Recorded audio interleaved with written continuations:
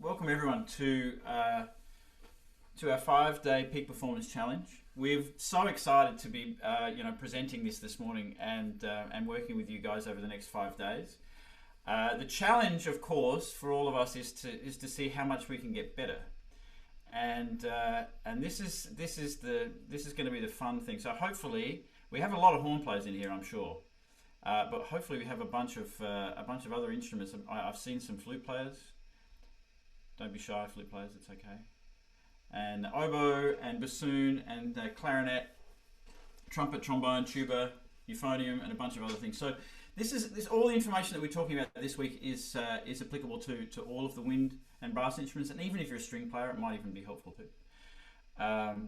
But the goal is to really supercharge our growth and development over the next 5 days, and give you some really fantastic tools to be able to spring us all forward into the post-pandemic era. This is what we're aiming for. So I'm excited to do this. I was thinking of one of the analogies this morning for me was, and I don't know why this came to mind, but it's like, sometimes when people when they want to get back into shape, they go through a cleanse, right? So they'll go and they'll just go on water for a week or something like this, something crazy. And this is a little bit. This 5 days is going to be a little bit like our cleanse. I want to bring everything back down to what is the simplest elements that we can. What is the basis of our mechanism? What is the basis of what we do as musicians, as instrumentalists? And then how do we build this up? So I'm going to go through my approach to how I start from, first thing in the morning, first things that I do, and what are the important things in my mechanism of playing the horn. And then how do we transfer that? How do we bring that from there to playing Till Eulenspiegel on stage, or playing Heldenleben on stage, or Mahler 5, or a concerto, or an audition? So these are the things that we want to chat about, and over 5 days, hopefully we develop this really nice bridge from our fundamentals to our performance. So please put in the chat where you're coming from, what your instrument is actually. That'd be fun. Tawny metal straws are perfectly fine. No problem. So if you have a straw, great. If you don't have a straw, that's absolutely no problems. The best sort of straws are IKEA straws. Valerie knows the IKEA straw width, but basically anything a little bit larger than a regular straw, although a regular straw is fine, and a little bit less than that diameter is fine, but this is all okay. So pretty much any straw is okay. Hi to everyone on Facebook. Great to see you. We're just going live on Facebook, so thanks for coming. So we will be monitoring the chat. If you have questions during any of the sessions, please put them in the chat. We can only really look at the chat in the Zoom room. So if you're in Facebook, put it in the chat, that's great, but we'll have to get to those questions a little bit later. If you want to ask questions and have them addressed, please jump into the Zoom room, sign up for the link. It's really easy. And then we can deal with those questions as we go. So Ripple, I think we're ready to jump to the next slide, although she does look like she's on the phone. So that is not helpful. So we can jump to the first slide, Ribs. So that is the first slide. And then we jump to the next slide. So this is, just for those people who have not met me, welcome.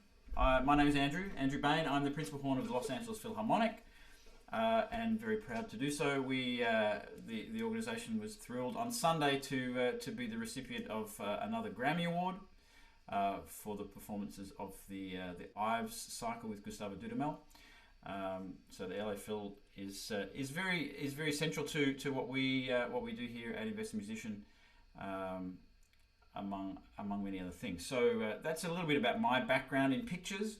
My career, I grew up in Australia, for those of you wondering why I sound a bit strange, and had several jobs in Australia. I lived in Europe for a little while, studied in Germany, did a festival called the Colorado Music Festival, which I'm sure some of you are familiar with, in Boulder, Colorado, over the summers.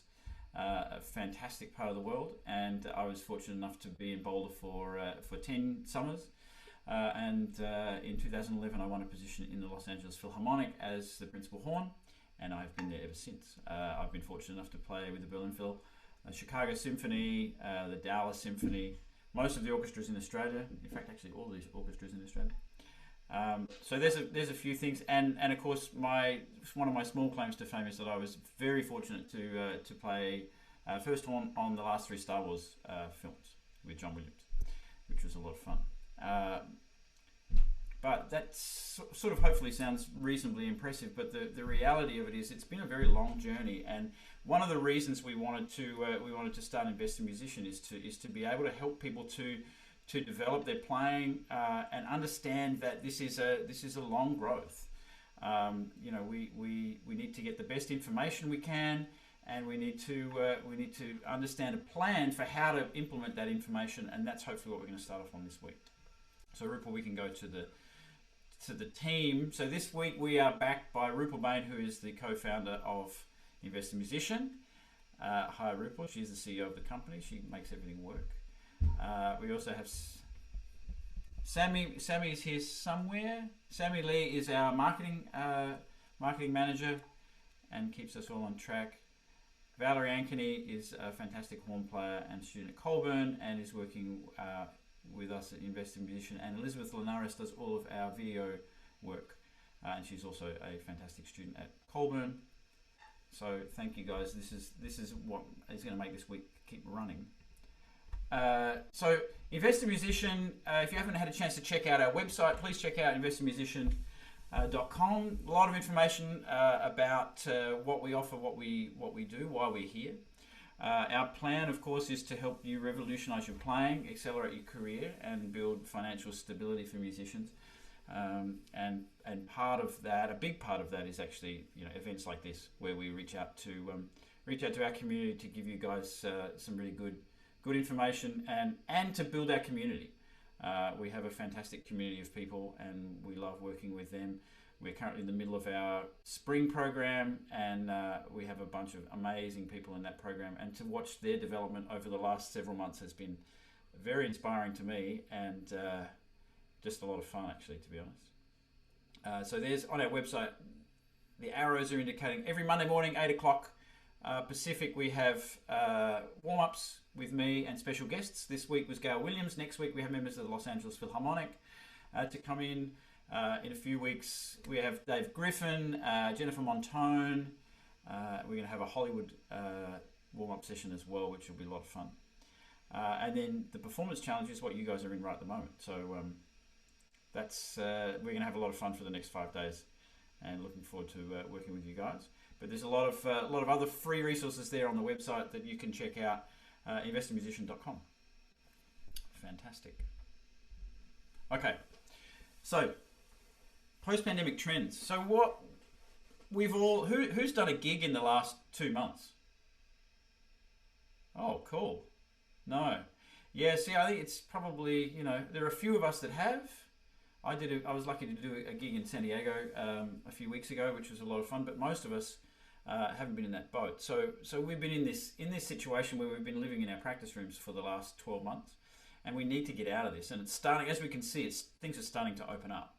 So the important things, from my point of view, and one of the drivers behind this workshop is to get us in shape for when things start to open up.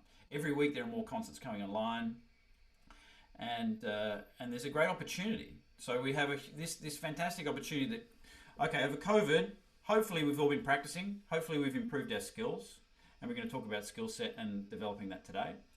But it's slowed everything down. The opportunity that we have now is there's going to be a huge explosion in a couple of months of auditions, of concerts, of events. If you have a chamber group, you're going to have an explosion of opportunities to be able to perform. And we want to be in the best position that we can to take advantage of this. We need to be in great shape. We need to have the best tools that we can. And so this is going to be, over the summer, we're going to have the opportunity to develop that in our playing and get back into performing. Because, it's nice sitting in your practice room getting better, but what we really want to do is actually play. So that is going to be one of the focuses that we're working on this week, is how can we set a plan for us to come out of the pandemic and be in the best shape that we can be, to take advantage of all the gigs that are going to come up, all the auditions that are going to come up, all the opportunities for teaching, recitals, all these things.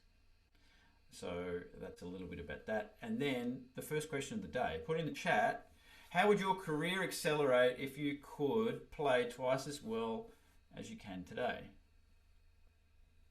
It seems like a pretty simple answer, but just put yourself in that position. If you could play to the level where you really want to be playing, what would that look like for you? What would that look like for your career? Put your answers in. We can take a minute to, oops, sorry.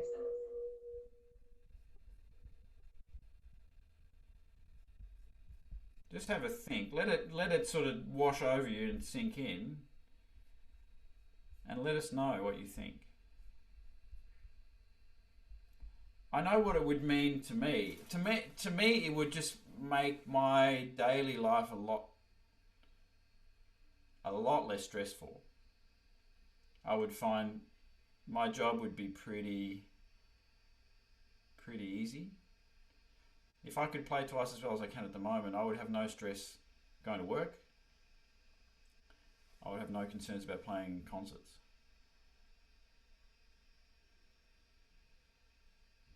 And I would have more confidence, I think. I would have much more confidence about presenting as a performer, presenting as a soloist, in chamber concerts.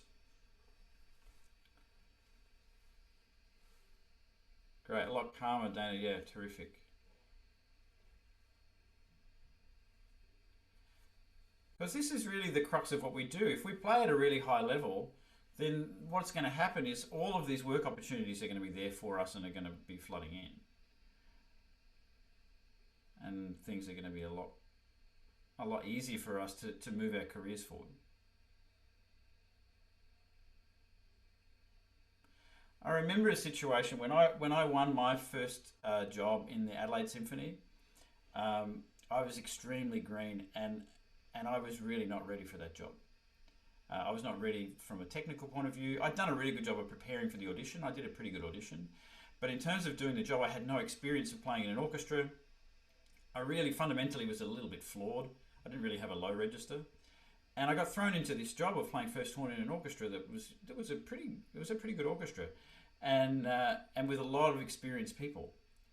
And it was terrifying. Every day going to work was terrifying because I was sort of navigating this minefield of things that I wasn't really that skilled or that adept at. And it made me realize that I needed to go back on a daily basis to figure out what is the basis of what I'm doing. How do I want to build my technique? How do I want to have a rock solid technique so that every day I'm going to play at the level that the orchestra needs? And that took a little bit of time, but it's something that I still do today. Is I start from really the bottom and build from the ground up every day to make sure that when I get into performance, I feel confident, I feel stable. But these are important things for us to think about, because it's easy when we're doing audition preparation or when we've got a gig coming up is to just focus on the piece that we're playing or the excerpts that we're playing. And the reality is, and this is what we're going to be talking about this week, the reality is if we have a really stable base and we gradually build that base and we expand our skill set, then pretty much everything that we play is going to be under control. And that's where we want to get to. That's definitely the goal for me on a daily basis, is not learning every piece in the repertoire, but learning the tools so that when those pieces come along, I'm going to be able to execute everything that's put in front of me. These are fantastic answers, Ripple. What do you see?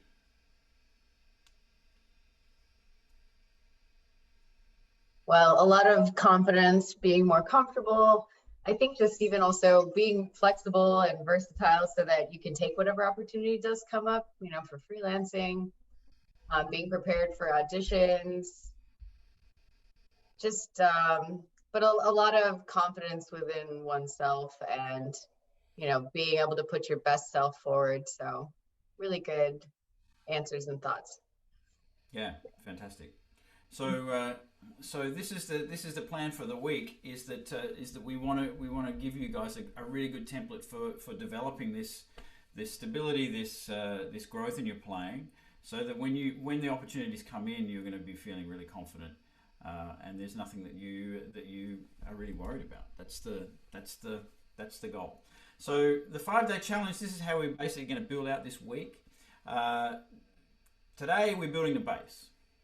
And this is actually, to be honest, this is my favorite part of it, because going back to what's really simple and really getting in touch with developing my awareness of what I'm doing, making sure that all the ingredients that I'm putting into my playing is at a really high level. That is really the fun thing to do, because it's if I've got that right, I give myself a good chance of playing well on a daily basis. And it really is very freeing for my mind. I get rid of all the clutter of like, oh, I've got to learn this repertoire, and I've got to learn these excerpts and this piece, and I've got this coming up, and I can just focus on really stable, simple things that are going to make me sound really good, and then expand it from there. So day 2, we're going to be expanding the skills. So we're going to be learning how to build a bass, how to start with a good initial setup, a foundation. How do we expand those skills? What pieces do we use to do that? What studies do we use? What exercises are we going to use? How are we going to expand those skills? And then how do we apply those skills to music? So for me, there are a lot of different ways that people approach their technique and their development of their musicality and their playing. For me, I need to start with a stable technical base, and then I'm transferring that technical base through music.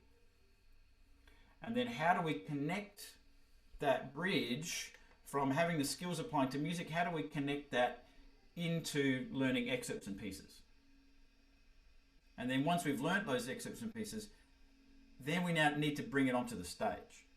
So it's great, and a lot of us get to this situation where we can play to Laudenspiegel, we can play Daphnis and Chloe, we can play all of the repertoire in our practice room, or in our bedroom, and then when we get to performance, things get a little shaky. So if we've got this beautiful arc or this bridge from fundamentals through to performing, and we understand how it's constructed, it's going to give us confidence when we're on stage, and we're going to perform better. That's my plan. So building the bridge is one of the previous slides, we had a beautiful Sydney Opera House and Sydney Harbour Bridge. We seem to have avoided. Is that one in the packet, Ripple, or not? No, we got rid of that one. So building the bridge from fundamentals through to our results on stage is the goal of the week, and to give you guys the tools to be able to do that confidently and at a really high level. So, the foundation. So this is where, for me, as I developed as a player, I started off when I was in high school and when I was in college, I just executed whatever my teacher told me. I didn't think about what I was doing. He would just say, okay, go away and learn these copperas etudes and learn these scales and learn this piece. And I was like, okay, fine. And I would just go into the practice room and I'd practice as much as I could to be able to perfect those things as much as possible. Anyone else in a similar category to that? Can we all relate to that? Yeah. I see a lot of nodding heads. It's like, yeah, okay, great. So this is totally normal, and it's how most of us actually learn. And it's definitely how we learn in high school. And what happens is, and I say this to all of my graduate students, and we talk about this obviously in the Invested Musician Master course, is that at some point, I'm not going to have a teacher. You're not going to have a teacher. And so you're going to be your teacher. So what we need to start thinking about is things from a teaching perspective. So when your teacher says to you, you need to learn copperas number 42, and you need to learn this study, and you need to learn these exercises, and then you need to learn these excerpts, they're speaking from a position of, okay, I'm looking from the outside in, and these are your weaknesses, and this is the repertoire you need to learn because you don't already know that. When we start getting to a higher level of development, and this can start from high school for sure, we need to start taking control of that for ourselves. The more that we can start thinking about, what is my development looking like? How am I going to take control of my growth in my playing? Then we're going to start making better informed decisions. So all of us in this room have had really good teaching, would be my guess. Right? And you've got access to great information. So we can go on YouTube, we can get great information. You can go you can come to a course like this and get great information. You can go to a symposium and get great information. You can go to master classes. All of this information is out there. What we want to have is a foundation upon which to lay all this stuff. And the foundation is the philosophy. So for me, my philosophy of playing and my philosophy of technique is simple, natural, repeatable. If I keep this in mind with every decision that I make in terms of my playing development, I'm going to be in pretty good shape. Right? So in my practice, I start my practice, is it simple? I am not the smartest person in the world. If you thought that you were going to get, a 5-day workshop from the smartest person in the world, you're in the wrong place. Because I am not that smart. It's an advantage when you play first horn. Trust me. To be not that smart and to have a short memory. Short memories are good because then you move on really quick. Okay. So simple things are things that I can retain, and we can all retain them. So we're going to talk a little bit as we go about simple. How do we create simple things? If there's something in my technique that is complex, that has to be absolutely perfect every time I pick up the horn for it to sound good, I don't want to know about it. It's not going to help me. And the reason for that is when I'm under pressure, when I'm playing for 17,500 people at the Hollywood Bowl and John Williams is standing on the podium, I want a mechanism that I know is going to be really easy to replicate every single time. I don't want this mechanism that okay, I need to make sure that my left ear is slightly on this angle and my lip is right here and everything has to be in perfect position, because when I'm nervous, these things don't tend to work. So the other thing is I want to make sure it's natural. I want to try and get things in my playing as close to what my body wants to do when I'm not holding the horn. So this is where, and we'll talk about this in a minute, where I'm going to start with the absolute most fundamental thing that we do in our life. Anyone know what that would be? Breathe. Very good. Breathing. Because if we don't breathe, what happens? We die. This is very true. So we need to make sure that breathing is the thing, right? And it sounds really simple, and I'm sure, we're all thinking, well, yeah, okay, of course we need to breathe. We need to breathe, and we need to get air into the instrument, yeah. But the question is, are we consciously aware of how we're breathing, and is this ingrained as a really high quality habit? Or when we get nervous, do we breathe shallow?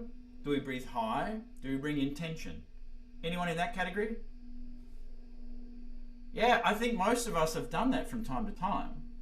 Which is why it's important for us to get to this mindset of okay, I'm gonna strip everything back down to the basic, which is what we're gonna do today, and set things up really simply. What you'll find, and you'll find this over the next 24 hours when we give you a couple of drills to do, is that if you focus on your breathing and it being simple and natural, it's gonna, of course, be repeatable, and your playing will improve an enormous amount over the next 24 hours. If we can get to being aware of what actually we want to do with our body naturally without putting the impediment of an instrument in front of us. So simple, natural, and repeatable. It needs to be something that I can wake up and do at 3 in the morning. So if, for example, my tongue position or my articulation, if my articulation technique is complex and it has a lot of moving parts and a lot of variety, that is going to be really difficult to repeat when I'm nervous, when I'm stressed, when I'm tired. So these are things to think about. This is the criteria for me of making decisions in terms of my technique.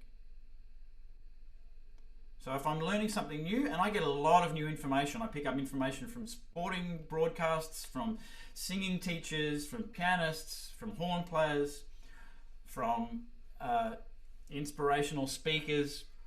There's a lot of information that's coming in, and my filter is these three things. Is it simple? Is it natural? Is it repeatable? If the answer is no at any point, then I want to move on. If it's like, oh yeah, I can see how that's simple and natural, but I can do that. Yeah, I can breathe, and I can be aware where I'm breathing. It's natural, and I'm going to be able to breathe all the time. Yeah, okay. Let's explore that further. So these are the things for us to think about. This is what the basis of making a decision. Now, these don't have to be your choices. You don't have to be simple, natural, repeatable, but all that I'm encouraging us to do is to think about, what is your philosophy? What is the way that you construct your playing? And if we start from the ground up of like, what is the basis upon which we're building, we're going to make good decisions. And we're going to end up with a technique that we understand how it's constructed. And to me, that's the important thing about being able to play at a high level and being able to produce consistently high results, is that I understand what I'm doing, and I'm going to be able to produce it every day. And I say to a lot of people,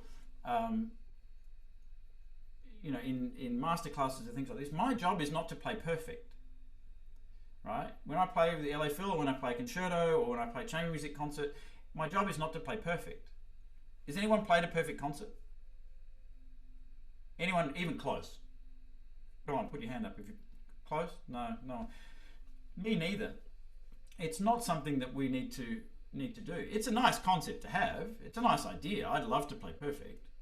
But I still remember the time when my teacher said, well, when you play your first perfect concert, you should retire, because it's not going to happen again. You've reached the peak. Fortunately, I haven't reached the peak yet, so it's okay. So I wax on, wax off. I like it, Klaus. Very good. Yeah. So we're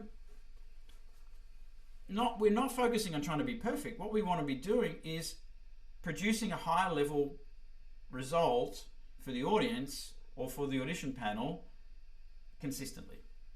So my job is to play at the same level night in, night out, not to play perfect. So if you come to 3 laphil concerts in a row, you'll hear me make mistakes if you listen carefully. Sorry about that. I'm sorry if I burst the illusion that laphil is perfect, but our recording engineers are perfect. Thank goodness for that. That's what we need, right? But you're not going to hear 3 perfect performances. What you are going to hear, and this is the same for the entire orchestra, is an orchestra that plays at the same level, at the same high level every single night. Certain things will be slightly different. Conductors are different, feelings within the orchestra, different days, but the general level of playing is consistently high, and this is what we want to go for. This is how we want to construct our playing. Okay, if you've got any questions, please put them in the chat. Valerie will let me know.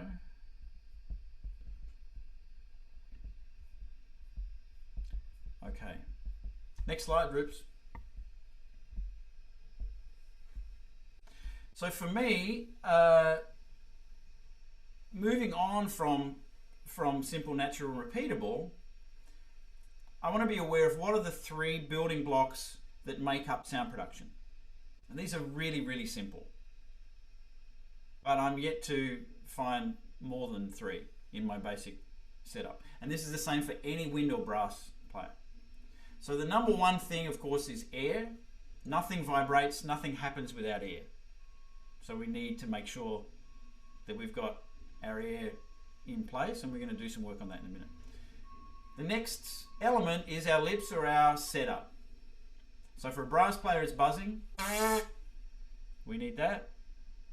For a flute player, it's your setup over the mouthpiece.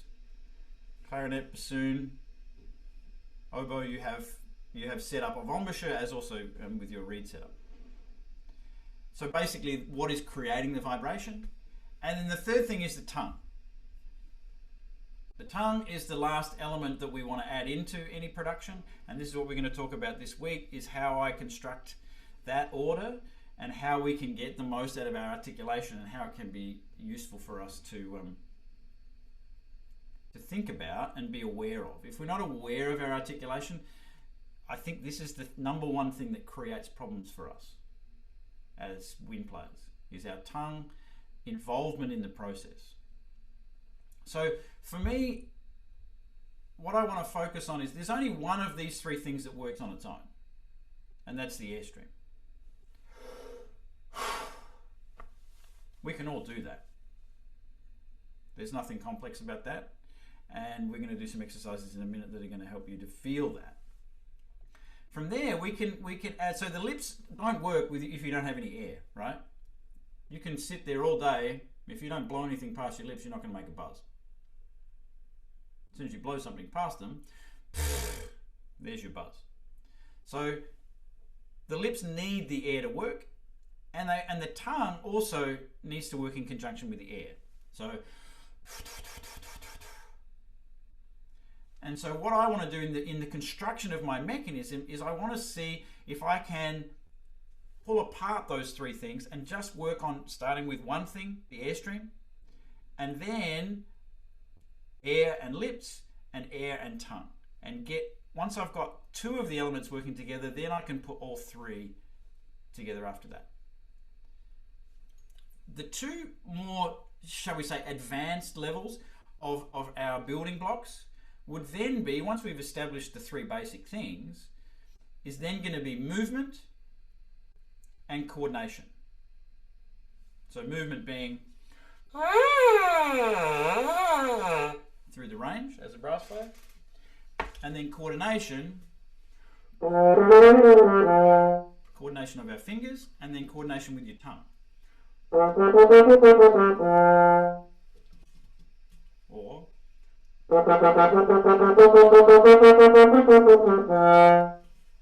so then we put all five of those things together.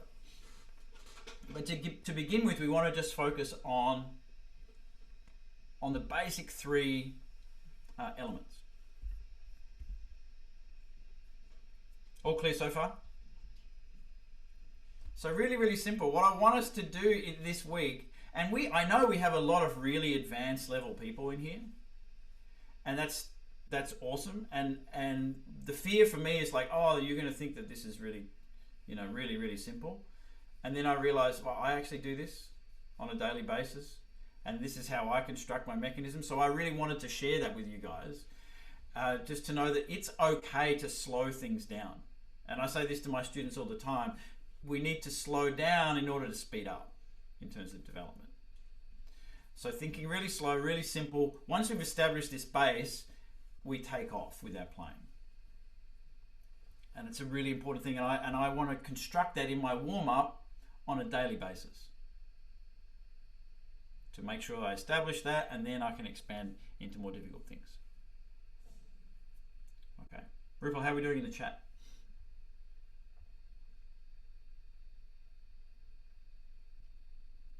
Good. I don't think that if anyone has any questions, feel free to post them. There were some just logistical questions about this being recorded, and it's being recorded. It's live on Facebook. Hi. And we'll also put the videos in YouTube, so you can catch up and watch this again at your own pace and keep up. We'll have like a little assignment at the end to help you guys get going and ready for the next day here. So don't worry. Okay. Yep. Cool. So we have the basis. We have the basis of our routine. We have overall thinking, simple, natural, and repeatable. Whatever I put into my playing, when I'm practicing, am I approaching it from that aspect? And how can I make things simpler, more natural, more repeatable? So if I'm practicing a really difficult piece, and this is what we're getting to, this is going to be the crux of the week, is how can I deconstruct that to make it simple, natural, and repeatable, put it back together again in a really healthy way? Because most of us, when we're practicing difficult music, and see if this resonates with you guys, because it certainly does for me. If we see something that's difficult, the first thing we do is get in the practice room and try and start playing through it. try to get the notes, figure out where things are, figure out how to get over this interval, all these crazy things. All we're doing is actually embedding not very good habits and basically building in mistakes. If we can look at a difficult piece of music and pull that apart into simple things and remove as many elements as we can, and then gradually add in the difficulty, add in the elements, add in the speed, add in the articulation, then we're going to be in much more sustainable shape, and we're going to learn things much quicker and a hell of a lot more stably for our long-term development, so that when we come to the concert, we understand how it's structured, or we've come to the audition, we understand how it's structured, we understand how to make sure what are the triggers for us to play it at a high level. So hopefully that makes sense. So building the routine, Ripple's the next one. So the way that I'm thinking about constructing my practice routine and also figuring out how to make things move from the basic level through to performance is I want to build my foundation. So the foundation is, and for those of you who've been to the warm-ups over the last 12 months, you'll see that we do a lot of simple exercises. Gail talked a lot about this yesterday in the warm-up class, thinking of building a foundation as simple as possible. How do we build these components of air, lips, and tongue? And how do we establish them? How do we establish their simple nature, their repeatable nature, their natural nature? And then how do we gradually expand that skill set, not only through the warm-up, not only through exercises, but then how do we expand it through studies, through pieces, in a way that's going to be sustainable? And the most important thing for me is focusing on the process. And this is something that sports psychology has brought to the music world, is this understanding that if we focus on the process, our results will be far better than if we focus on the result from the beginning. So what do I mean by that? So focusing on the process is, how am I breathing? How am I moving my airstream? What is the structure of my setup? What is my tongue doing? What are all these elements doing? And then, am I aligning this with the musical picture that I have in my head? If I can focus on blowing the picture I have in my head into the instrument, I'm going to be in good shape. If I'm trying to worry about what comes out of the instrument as I'm playing it and react to that, I go into this spiral of, I don't really know what I'm doing to produce that sound, and I'm trying to make adjustments. It means that if you do it often enough, you will probably find a way that works for you, and you'll probably be able to get a pretty good result. But you're losing a lot of opportunity to address what are the building blocks that are maybe going wrong if you're not aware of them. So focusing on the process is a really important thing for me, and we talk a lot about this in the master course, and spend a lot of time making sure that we're embedding these habits in a process-based way, and then we see how they adapt and apply to when we're looking for results. So it's another thing that we're going to be working on this week, is to see if you guys can immerse yourselves in the process and see what the process does for your result. And I guarantee you that your results will be way better if they're process-driven rather than result-driven. The analogy that I use is, if I was going to go out and play tennis against Roger Federer, and my focus was on beating Roger Federer, how do you reckon I'd go?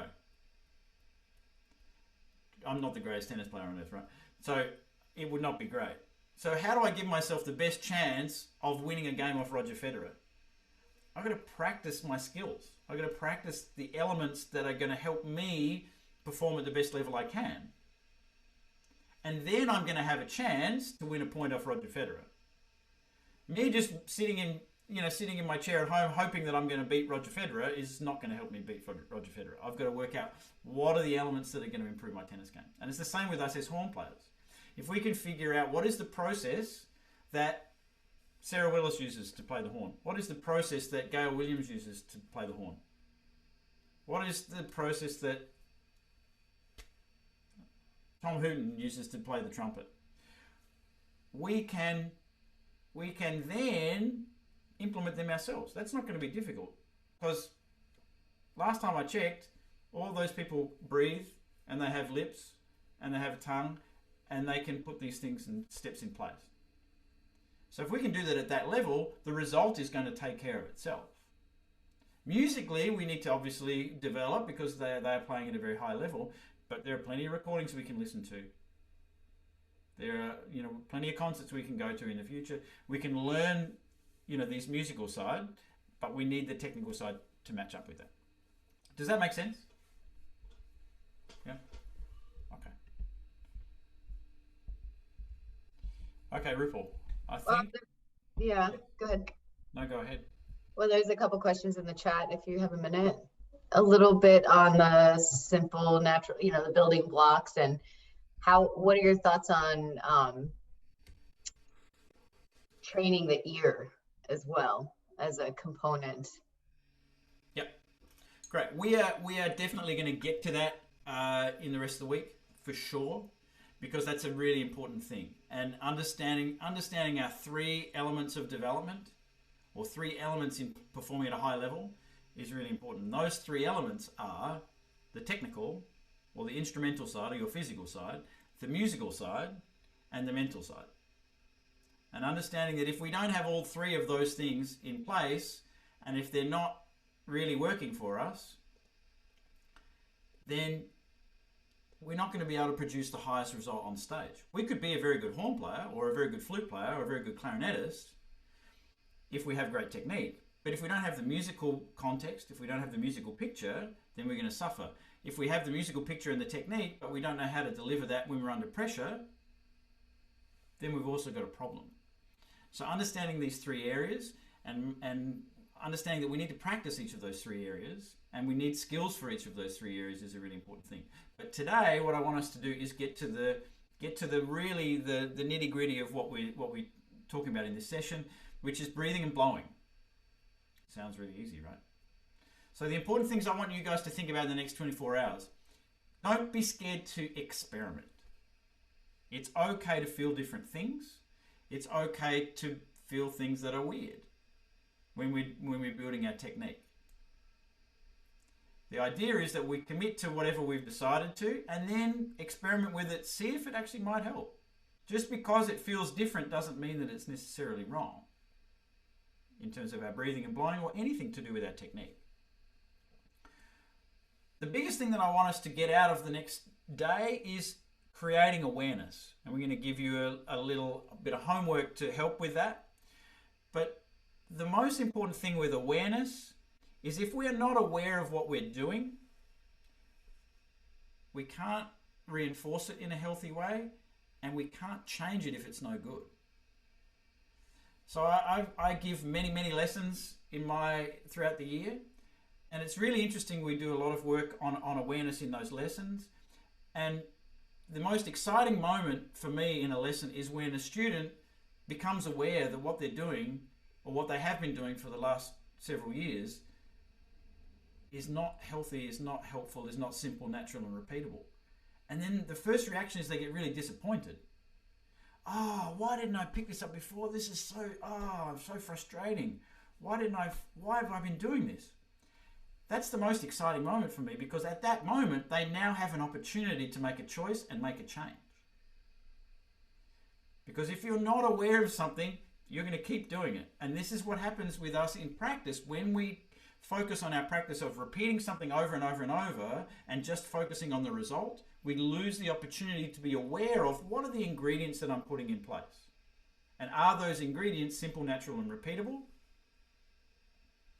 If we're focusing on, I've just got to get these notes out, and then the reward is, yeah, I got all the notes out, so well done. We don't know how we constructed that. So even if it was good, we can't go back to that template, because the template doesn't exist. So what we want to do is be aware of what are the ingredients we're putting in, put that into the instrument, and then we will observe the result. And if the ingredients were good, the result's going to be good. And we're like, okay, great. I liked how that sounded. Now I know how I constructed it. And this is going to give us really, really great development in a really simple, easy way. And then what we're going to work out in the next few minutes is transference. So understanding once we've experimented and we've created awareness, how do we transfer it to the instrument? Because there's no point in me being able to, oh, I can do that really well, and then if I pick up the instrument and I can't put it in the instrument, what's the point of the exercise? So that's what we're going to look at in a second. Okay, your day one assignment. Everyone ready? Now we get to the fun bit. Well, this is all fun for me. So, what I want you guys to do is take your 2 fingers and stick them on, you can take 1 finger or 4 fingers if you like, whatever you like, on your lips. And I want you to imagine to suck air through your fingers. Your lips should be nice and cushiony. Suck air. If you don't have fingers, that's fine. You can just breathe in naturally, but take a nice big breath. And all I want you to do is just be aware of what it feels like. What is the most obvious feeling that you feel when you breathe in? And it's one thing.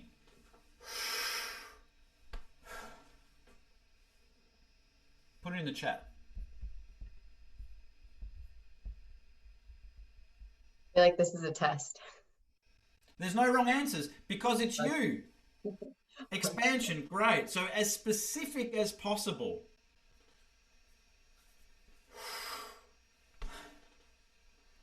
And don't worry, you're going to practice this a lot over the next 24 hours before we come back tomorrow.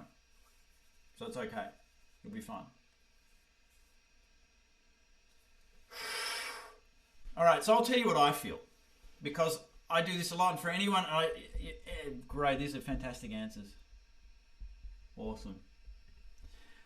Anyone who's come to an laphil concert, and you'll see, if you look carefully, but don't look too carefully before a concert, because it's not really that cool. But you'll see me do this to myself.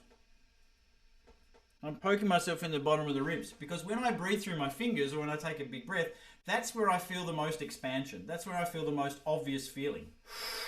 Expansion down here. So I feel like my shape goes from this to this when I breathe in. And I want to remind myself when I pick up the horn that that's still what I want to do. Why? Because it's simple, natural, and repeatable. My body wants to do this without the horn. So I want to make sure I do it when I have the horn. Right? Because most of us, we breathe like this. Beautiful expansion, lovely. And then we pick up the horn and go. Anyone relate to that? Yeah. Okay, great.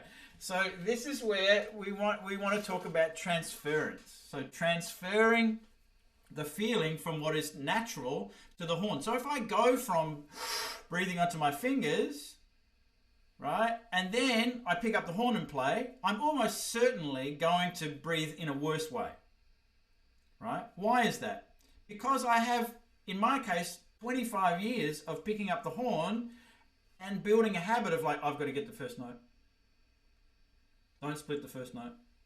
Don't screw up, right? Anyone else felt that before? Pick up the horn, first feeling, don't screw up. I've got to feel my face. So we take a breath that is like, makes us feel as though we're going to maybe get that first note. So normally, when I was a student, I would pick up the horn and be like,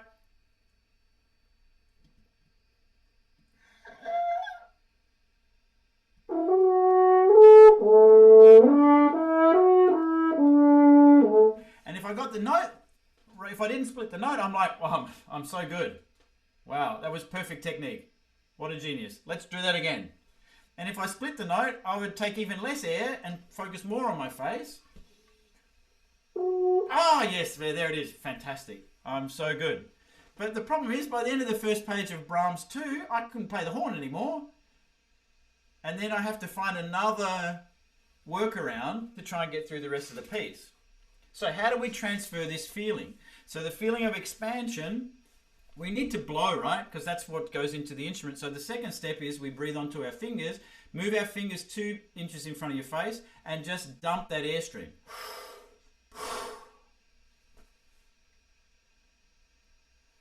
And be aware of what it feels like.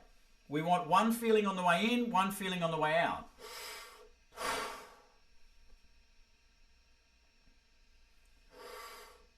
Put in the chat what you feel when you exhale. Austin's about to pass out. That's perfect. If you're about to pass out, that means you're doing it correctly. Well done. Congratulations. You've done a great job.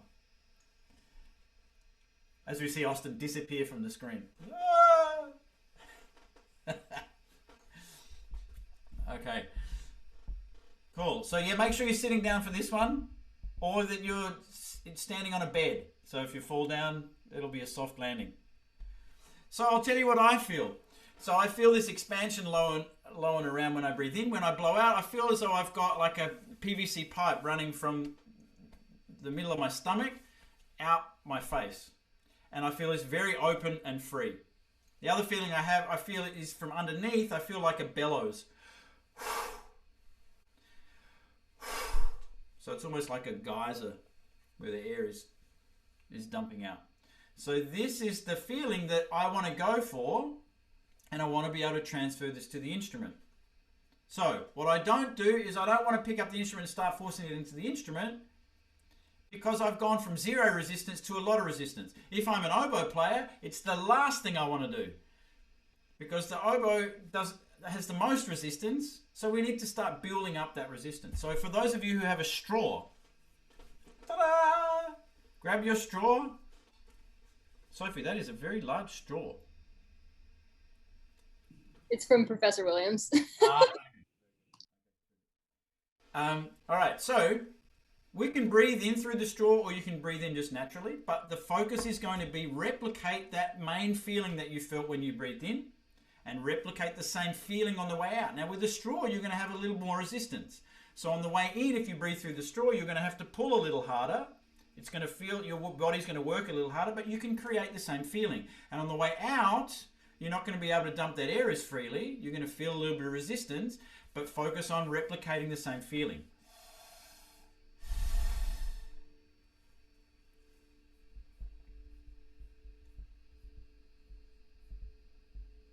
And you can go through, start on larger straws and go through smaller straws. But for those of you who don't have a straw, it's no problem. You can put a little bit of resistance in your fingers.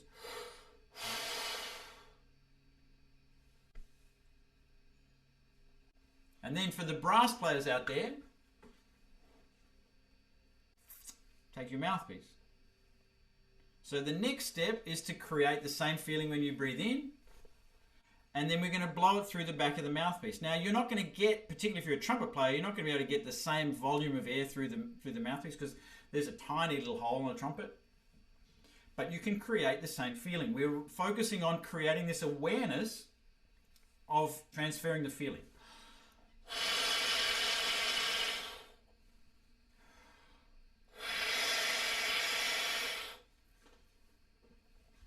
Okay. Michelle, great question. So why do we want to create resistance breathing in as opposed to breathing out? So breathing in, creating resistance, is just heightening our awareness. So if we create a little bit of resistance going in, our body has to work a little harder.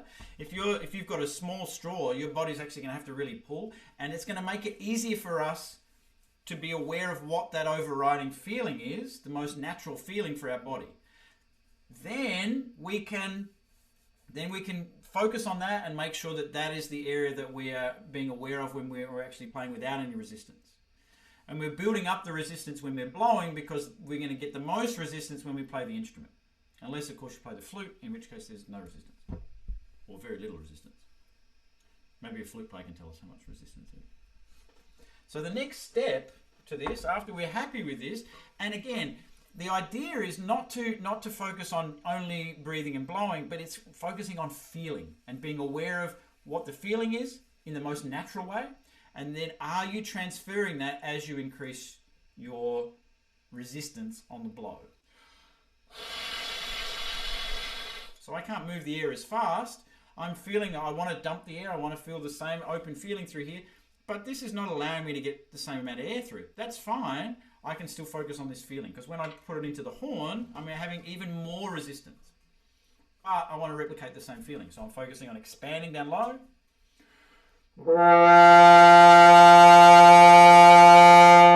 And putting that into the instrument. All right, your turn.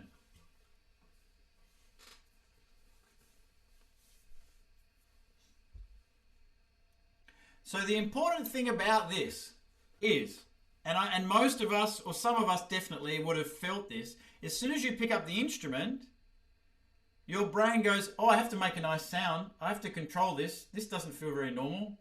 Anyone experience that? You feel that? So this is where you have to take off the table, when we're establishing this mechanism, take off the table the need for you to sound great. You will sound great. Don't worry. This will make you sound much better.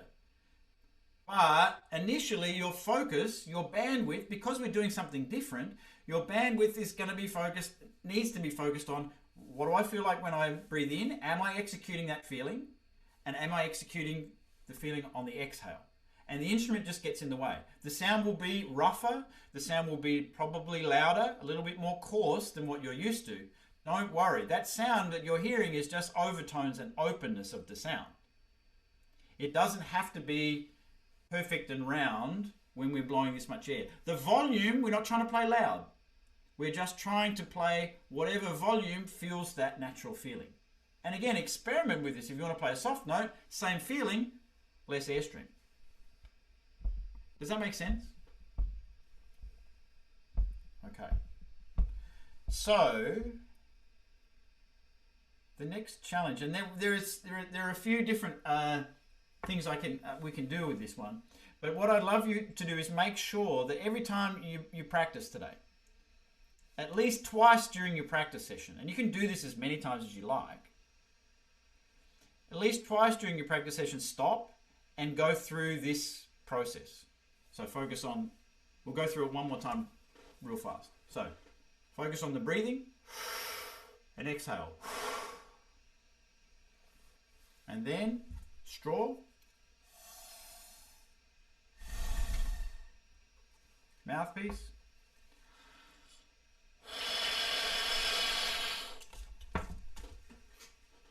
and apply this to the horn, or the flute, or the clarinet, or whatever instrument.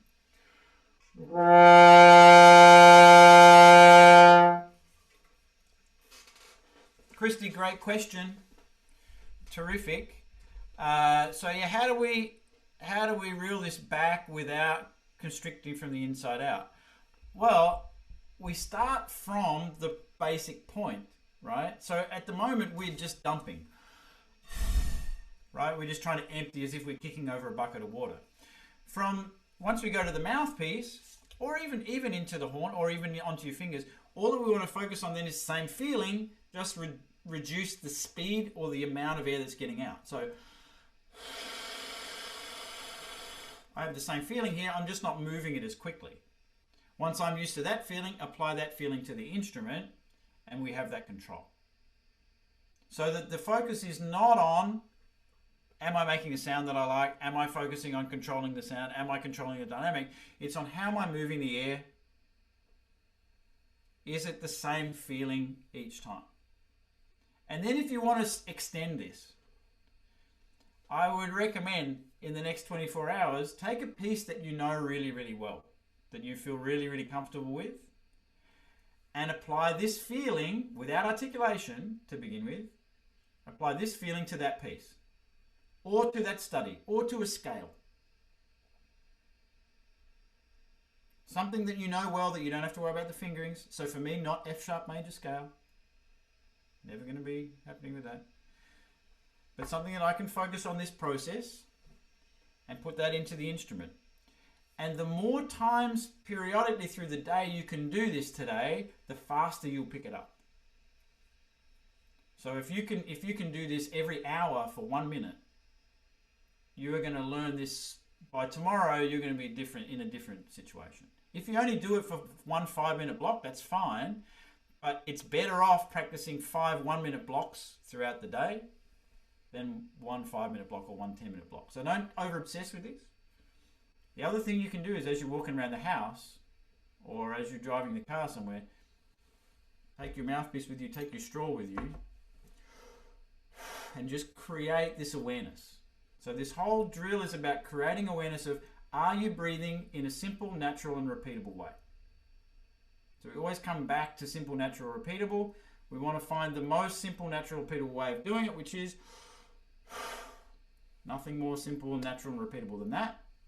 Exactly, Scott. Don't pass out in the car.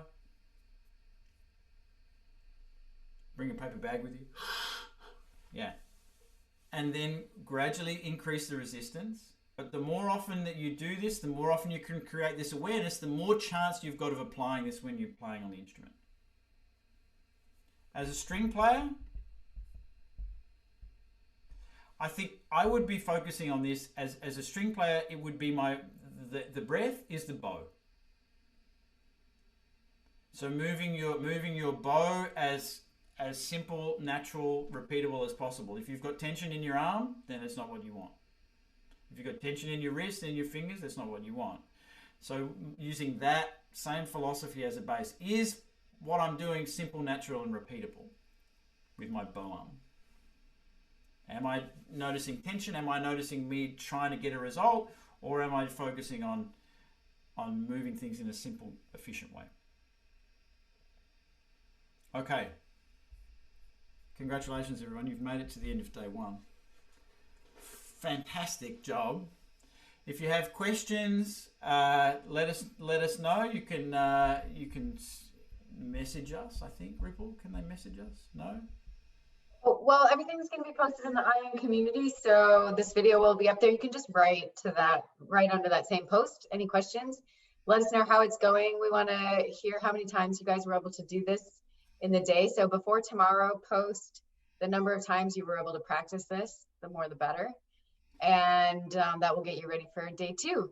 And if you want to post a video of you doing it, that would be awesome as well.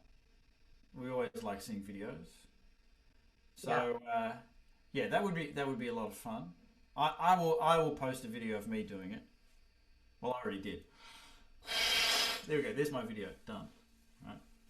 I mean, the whole part of this is to actually. The more you guys can get out there and try, the better. So, great. Terrific. All right. Well, thank you, everybody. Please check out investedmusician.com, the website, and Invested Musician YouTube channel. We've got a bunch of new stuff there. If anyone's looking at practicing coprash, you'll see a bit of coprash on there. Again, a lot of the stuff on the YouTube page is tying into this, what we're talking about today. And you'll see connections with that. The more that the week goes on, the more connections you're going to be able to see in that. And then you'll also see these connections in the warm-up sessions as well. And we look forward to seeing you tomorrow morning, 9 o'clock. Thanks for coming. And remember, you can always see the recordings of this in the IM Community Facebook group. Thanks, everyone. Have a great day. Bye.